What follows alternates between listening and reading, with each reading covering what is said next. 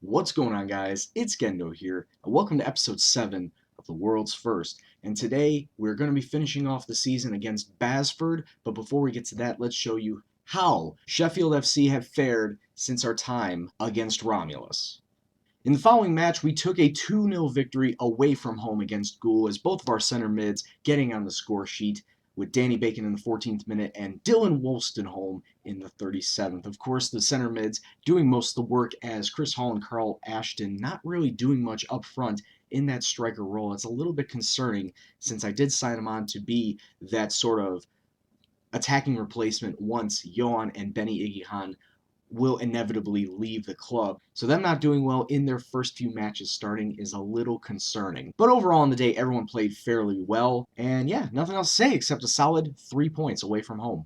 We didn't keep the form up, though, against Shaw Lane, also away from home, as we drew 2-2, with Carl Ashton getting himself his first goals for the club in the 19th and 25th minutes. However, the big thing that you need to see is Benny Igihan is out injured, and he is out injured for the rest of the season. As you can see down here, torn groin muscle, and as you can see at this point in time, out for the next 6 days to 3 weeks. But since we're in the last match of the season, he is essentially out for the rest of the season. Getting back to the match, Shaw Lane actually scored first in the 15th minute, and then once again in the 58th to knot the match up, and they really had the lion's share of possession and most of the shots. 21 for them, 11 of them on target. We only had 7 and 3, and overall, I'd say we scraped away with a point here. We were really lucky to get a point, as Shaw Lane looked very deadly, very dangerous in the final third.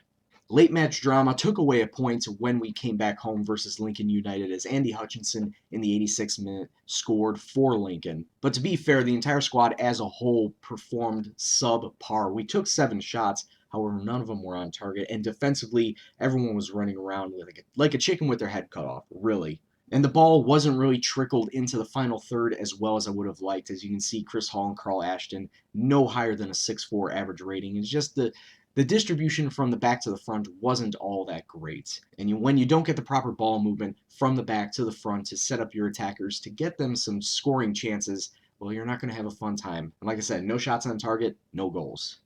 We were more clinical in this match versus Leek as we defeated them 4-2 at home. People getting on the score sheet, plenty of people on the score sheet this time. Ashton, Riley, Emmett, and Hall all getting on the board, all of them in the second half. In fact, all goals from both sides came in the second half. We had 8 shots, 5 of them on target, and like I said, more clinical finishing with the 4 goals. Defensively, we still had a bit of a stutter as Kyle Lewis was the only person with above a 7 rating, as Leek used the wing play to their advantage, getting those 2 goals off of great crosses into the box. And while Kyle Lewis was able to head a couple out, Lewis Kenny completely failed in a couple of his marking duties, allowing a couple of goals to go through. In the following match, we then went to Spalding and only came away with 1 point as we drew 1-1. Brad Riley taking the only chance on net on the day in the 14th minute, leading to that goal. We had 6 shots overall, but once again, the team is more Jekyll and Hyde this last half of the season as we have some really great performances, and then we follow them up with really bad performances. We allowed 17 shots taken on us by Spalding. Defensively, we couldn't close down their attackers all that great. And just like in matches past, the distribution between the defense to the midfielders to the attackers, not all that great to create any more proper on-target chances. Even with the draw, we were still in first, but the gap is tightening, and I don't know how long it can actually stay this close with us in the lead. And a match that definitely hurt our chances of staying top of the table, Loughborough Dynamo came to the Coach and Horses ground and defeated us 2-0. Continue our poor form from the last game. We only took 4 shots, 1 of them on target, and everybody continued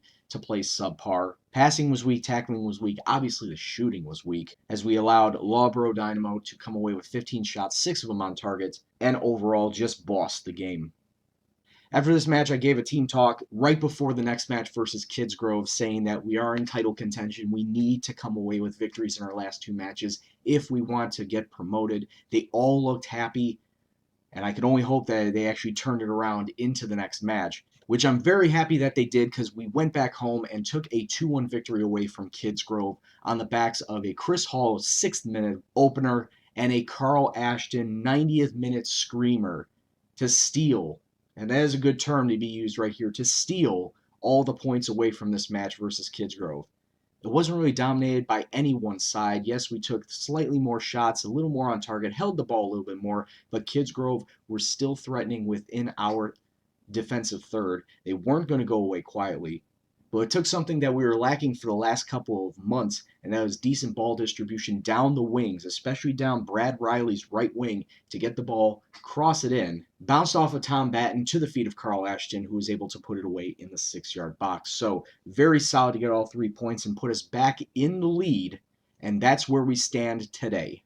Right, so this is what the table looks like on the final match day. Sheffield sitting in first place, 76 points through 41 matches. Stocksbridge 3 points behind us, but a combination of us losing and Stocksbridge winning could see the tides turn. We have a 6-goal difference ahead of them, which means that any combination that leads us to a 6-goal swing in Stocksbridge direction could see them advance automatically over us, and we would have to go into a playoff final. But like I said, that's 6 goals. That's a lot to overcome.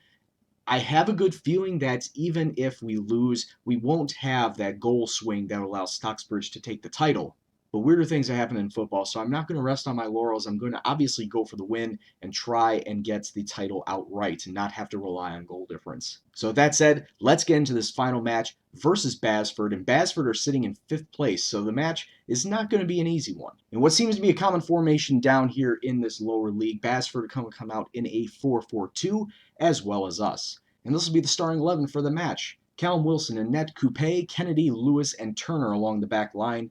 Riley, Wolstenholme, Bacon, and Batten, the 4 in the midfield. And the 2 guys sitting up front will have to be Chris Hall and Carl Ashton. As I said before, Benny Igihan out for the season. Yohan Benyaya coming back off of injury, but not in good condition to start. I may sub him off the bench just in case Carl or Chris cannot do a job. Carl hasn't played that great in the past few matches, so more than likely he's going to be the one coming out, but we'll have to wait and see how this match goes. It's not a true all or nothing on this last match day, but like I said, I want to win. I want to win this title outright and not rely on goal difference, so let's kick off and see what happens. 29 minutes in, we finally get our first highlights. It was a corner kick. It's going to go out for another corner kick for Basford. They're going to be playing in the yellow, us in the red. Whipped in, goes far post, good clearance away, and Batten's going to take that and just run with it.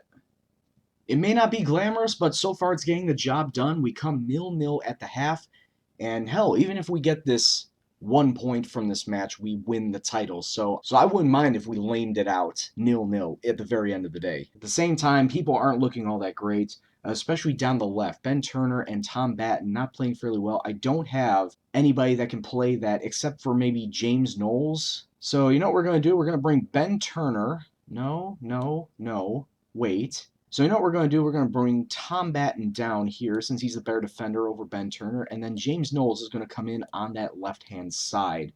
And we're going to run with this. It's interesting to note right now with Sheffield and Basford, equal amount of shots, 5 and 1. And, well, Basford just got a shot there. 57 minutes in, and Basford, once again with the highlight, they've been getting all of the ball, all of the action. And it looks like they're coming forward with a little bit of a deadly attack. Whitehurst slipping it through to Hendry, and Hendry just going well wide with it. Defense needs to watch out continuously. Once again, Basford with the ball, and they're doing very well to use that wing play, getting it through. Nice cutout from Lewis, but Basford's still coming forward. Defensively, we need to close him down. I keep telling him to close this guy down, and Basford have taken the lead at the 65th minute. Stuart Hendry putting them on the board first. I'm not opening up the table. I'm not looking at the recent scores. I want this to be a complete surprise at the very end. Hopefully it would be a good surprise for us. All right, 70 minutes gone. I've already made some changes. Now we're going to bring on the big man. Yohan Benyaya is going to come in for Carl Ashton. Hasn't been playing all that well. I'm going to switch him up to a target man. Chris Hall, he's a target man as well. I'm going to switch him to be a poacher. So with 20 minutes to go, can we come back and equalize? Can we get a point from this and win the title outright? Or are we going to have to rely on goal difference? Corner kick coming inside, and it falls to Hendry, and Hendry makes it 2 to Basford. Now, this is really, really shaky for us. It's like I said, we had a 6 goals for difference. 6 goals to the plus. Now we're getting into a territory where Stocksbridge only need 4. This is not good for us. We get the ball, we throw it forward. 15 minutes from time, Hall out on the wing, but there's no help for him in the box. Tries to throw it into Johan, but he can't get there. It's cleared away. Bacon into Wolstenholme. Back out to Kenny. Knowles just gets him passing through into the box, but has to go all the way back out to Coupe. It's the one thing that's been killing us all year is just bad passing. There's no vision to get the ball into the box. Bacon through to Johan, and Johan shoots it wide. It was good passing movement to get him in there, but ultimately bad shot.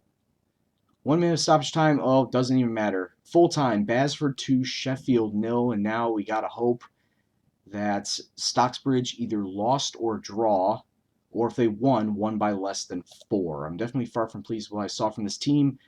Let's take a look. Stocksbridge lost. Stocksbridge lost, so that means Sheffield has officially won the Level 8 title. The EvoStick Northern Premier League Division 1 South title belongs to Sheffield FC, so we're going to be playing in the Premier League next season. And there it is officially. Sheffield clinch the Division 1 South title. Even though we lost 2-0, we get ourselves promotion, automatic promotion, up until level 7. Don't really care about press conferences. And we have almost quadrupled our wage budget going into next season. If you remember, our wage budget originally was around £40,000. We now have a budget of £155,000 to spend on players. We are still a semi-pro club, so I could still sign players on non-contracts, but it gives me a lot more financial leeway to bring in better players on part-time contracts, so I don't have to continuously scout for those who just want to come in on a non-contract. I could bring in the part-timers and actually fit them in and get better players and whatnot, etc., etc., etc. And I'm just rambling on because I'm happy that we have officially gained promotion in our first season up until level 7. So this is what the Northern Premier League looks like right now, and it looks like Salford City have gained promotion into the Vanarama North automatically, while teams like Buxton Marine, Ilkeston, and Colwyn Bay have to go through a playoff. But just take a look at all these teams that we are going to have to be facing. A couple that stand out like Blythe Spartans, like Stamford. Definitely feel that consolidation maybe near the mid-table is going to be possible. I don't think automatic promotion will be possible, but we can always hope, right? And with that said, I should probably offer some contracts to players that may be staying on. Maybe Johan, give him a new contract. Maybe give Benny a new contract if they want to stay. Otherwise, turn to new players. But let's get a final season roundup on how... Whoops, let's go to selection info. If I can get my stuff together. And insert assists.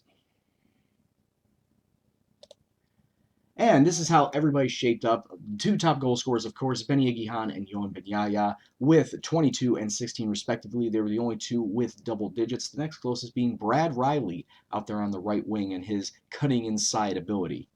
But of course, when he cut inside, he would also get a lot of assists directly to either Benny or Yohan. He had the most assists with 12, only 1 in double digits. Next closest, Tom Batten and Dylan Wolstenholme with 9 and 8. And the average rating, it would have to be either Johan or Benny, right?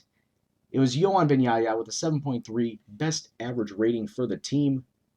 And Dylan Wolstenholme with a 7.26 average rating coming in second. Taking a look at how our players did in the league as a whole, none of us had top goal scorers, and none of us had anybody in the top 3, but Johan and Danny Bacon coming 1-2 in the best average ratings for this division. Nobody had top 3 assists, no top 3 player of the matches, no top 3 clean sheets, and, well, probably a dubious one right here. Lewis Kennedy getting 9 yellow cards. And that's pretty much going to wrap it up for this season. I'd like to thank you all very much for watching, and I hope to see you back for our second season in the EvoStick Northern Premier. Hopefully we can come in a very good position. Like I said, not expecting to get into the playoffs, not expecting to get promoted right off the bat, but we'll see how we do. So until that time, I'd like to thank you all very much for watching. If you liked what you saw, please hit the like button, subscribe if you're new, and you want to see more FM content.